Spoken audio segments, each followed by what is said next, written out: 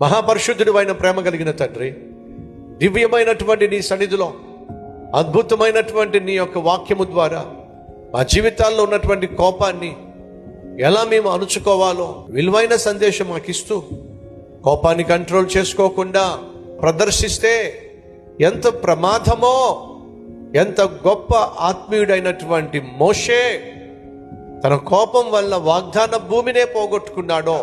ఆయన కోపము, క్రోధము, మత్సరము, కలహము, కక్ష నరకానికి వెళ్ళే వారిలో కనిపిస్తుంది. ఆ లక్షణాలు మాలో కనిపించకుండా సహాయం చేయ ప్రభువా. ఈ సమయంలో నీ వాక్యము ద్వారా మా హృదయాలను పరిశీలించావు.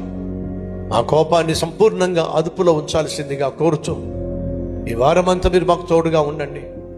సమాధానము, సంతోషము ఇవ్వండి. నేను చేసే ప్రతి పనిలో, పరిచర్యలో, ప్రయాణంలో, ప్రయత్నంలో రెట్టింపు ఆశీర్వాదాన్ని మాకు అనుగ్రహించమని యేసు నామం పేరట వేడుకుంటున్నాం తండ్రి. ఆమేన్.